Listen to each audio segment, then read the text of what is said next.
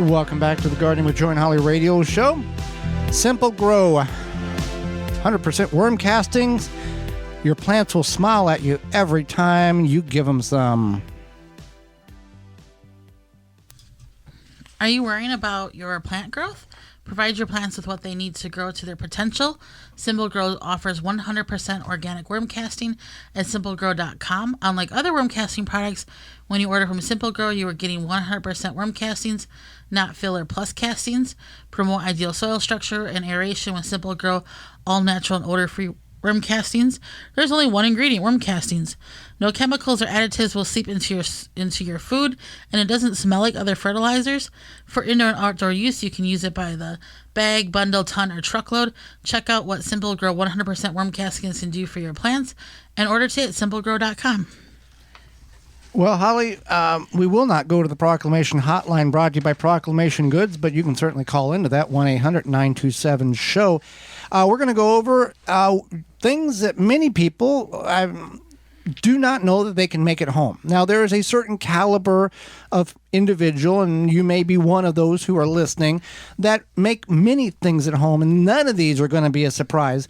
But to the vast majority of people, this list is items in which I can only get this at the store.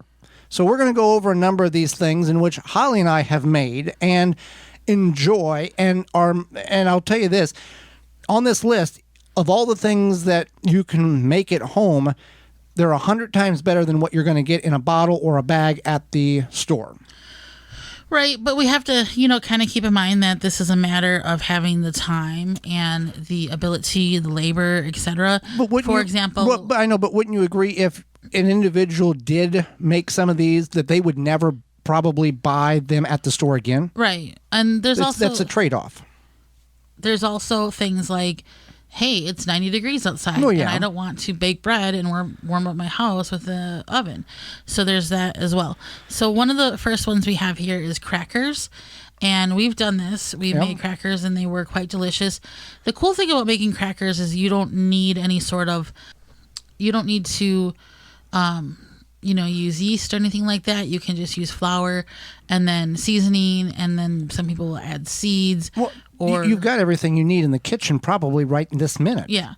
So you simply just take any combination of flour with flavoring and then some sort of other component, whether it be seed, like a seed of flaxseed or chia seed, something like that. And then you kind of just roll it out. You don't need a rolling pin. You can just take your hands and smooth it out. And then you can take like a knife to make individual cracker pieces, or you can just kind of use, break it apart once it's baked.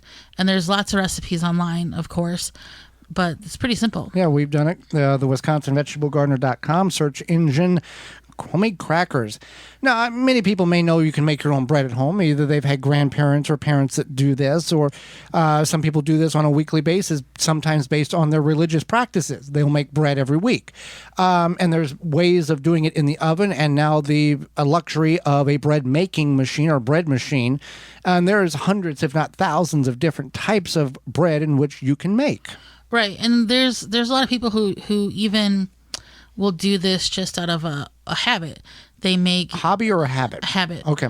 They just make a certain amount of slicing loaves every week. Maybe they do it Sunday after church or after dinner, whatever, or they start it in the morning and then complete it after dinner, and then they have their slicing bread. And then there's people who get a little bit more complicated, where they make things like focaccia, and then they put pretty designs on the top by using different herbs, etc. So there's many different options and choices and things for bread. Bread is pretty simple to make overall. And then there's things like sourdough, or I made a ciabatta bread, which is it's like a more, not as quite as fermented as sourdough, but there was a fermentation process, and it took me about, I think, 36 hours altogether to make it. And so there's that as well. The biggest thing about making bread is you want to pay attention to the flour. using bread flour. Bread flour has more gluten, and gluten is a protein that causes that stretchability of the bread, and it causes the binding. So bread flour is more ideal typically. Yeah, we have a friend. She makes, what is it, challah bread? Is that what the correct pronunciation is? We can all enjoy homemade bread for certain. One thing that, and this may shock many of people, is you can make your own mustard at home. Yeah, this is the secret though, okay? Don't tell anybody. Don't tell anybody. This is just between us and you. Yes. Mustard is really easy to make. All you need is mustard seeds and vinegar and water, and that's pretty much it. Now there's different kinds of mustard. Right, you don't have to just have the old yellow mustard. You can do pretty much anything. Yeah, I mean you can make like honey mustard, you can make beer mustard, cranberry mustard, cherry mustard, any sort of combination of mustard, but it's pretty simple. You just have to cook the mustard seeds down. It doesn't take a lot of time. You add the vinegar, flavoring, etc. I mean, if you look at the bottle of mustard, it's like mustard seed, vinegar, spices or something. Can you do this and not have to can them? Can you do it like in small batches and put it in your refrigerator? You don't have to process it to a water bath or anything, do you? Absolutely, you can do small batches. Oh, right. Butter. Homemade butter. Let me tell you something. Homemade butter, and then you get the buttermilk.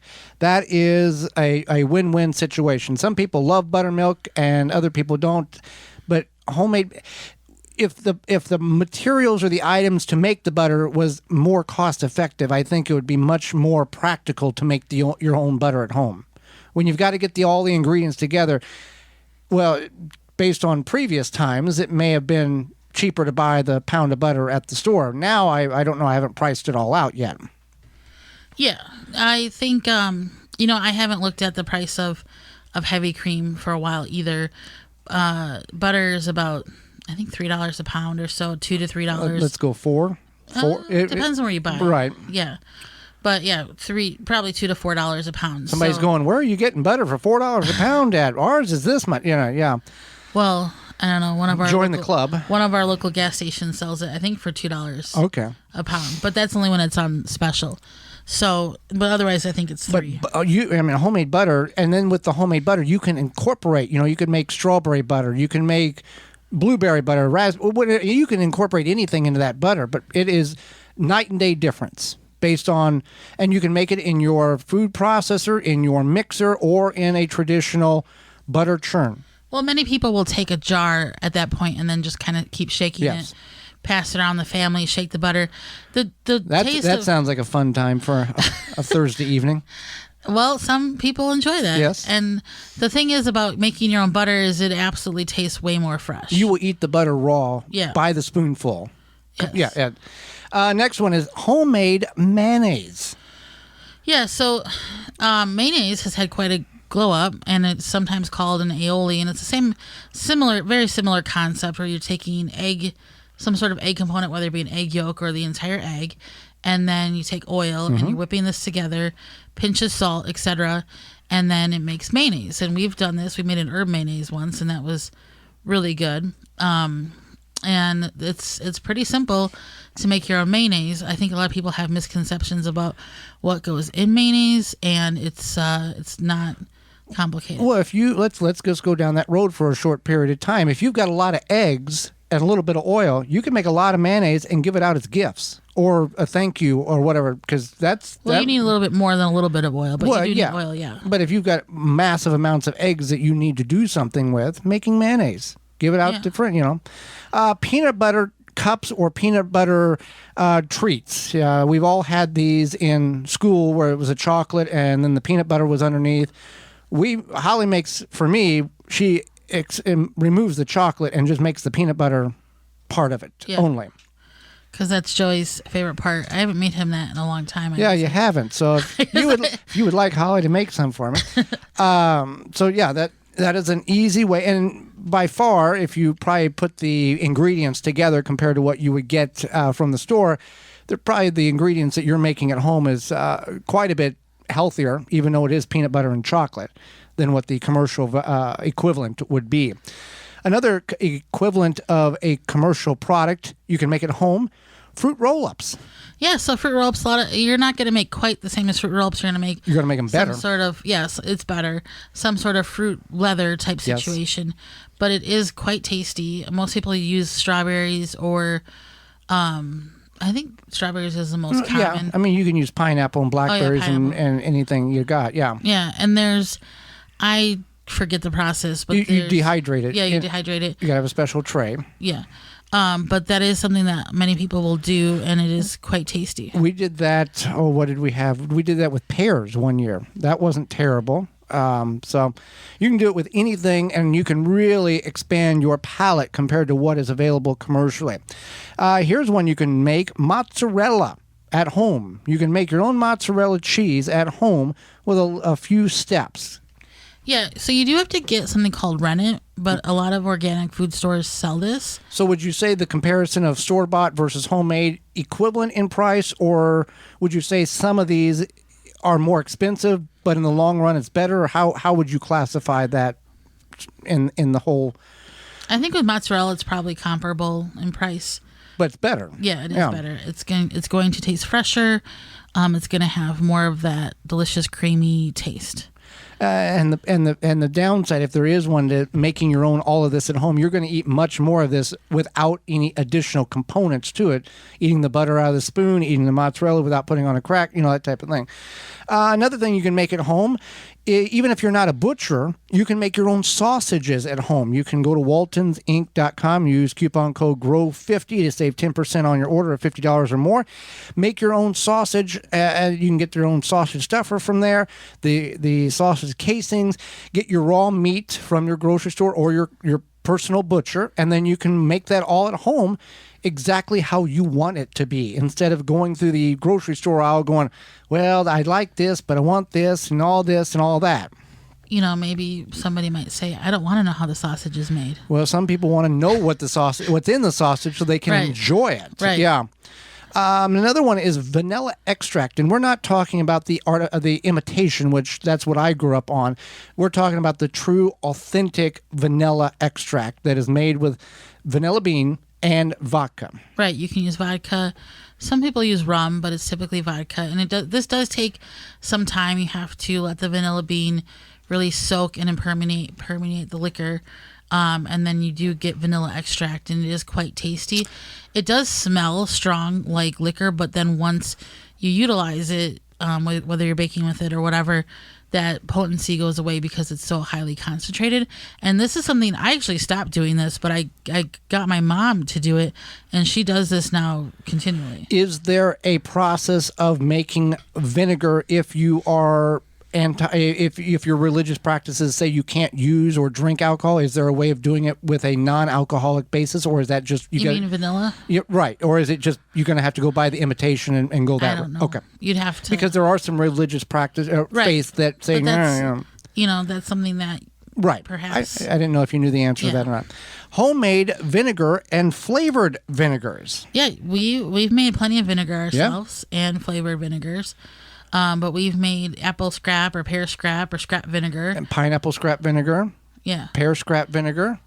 And then we've also made strawberry vinegar, where you take the vinegar and you infuse the fruit for a certain period of time in order to change the flavor of that. Yeah, you can add some sort of fruit. You can even add things like garlic to make flavored garlic vinegar, things like that. And you infuse the vinegar essentially over time. And then you remove those items in which you are using to infuse the vinegar so it's not setting in that vinegar material. You're straining the solids out. Is that correct? That's correct. Okay.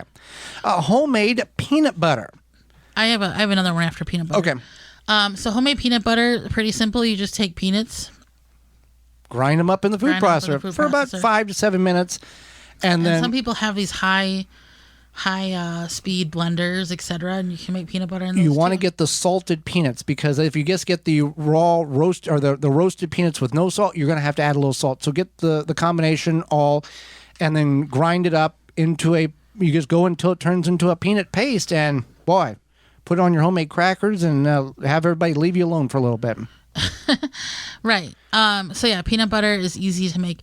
Another one is yogurts, and this is, a lot of people think you need a lot of, whether it be a yogurt starter or you need a yogurt machine situation, whatever. But I can make yogurt from just using regular milk And you can also use... When you say regular milk, you mean traditional cow milk. Is that correct? Right, cow milk. And some people do make this using, milk alternatives like almond milk or whatever. But you just take about a tablespoon from a store-bought batch of yogurt, mix it together and with some milk, and then you kind of heat it up a little bit. I pour mine then into a mason jar and then leave it overnight in my oven. Not my oven turned on, just using the insulation of the oven. And then it sets itself, and then I have yogurt. Okay. And then with that yogurt, you're just plain white yogurt. You can infuse different flavors or things into that yogurt? Is that pre or post making it? You're just making... Just do it post. You're just making traditional yogurt, and then you would mix your berries in or whatever you wanted to following that. Right. Okay. All right. Well, there you go. A list of a number of things that you may not known that you could make at home. And then you can certainly search these online and dig through the recipes of what you find, and you can make them at home and surprise yourself and or your family, grandkids, whomever. And they'll be amazed at how much better it is made and taste at home than the store-bought. For more information, please visit thewisconsinvegetablegardener.com.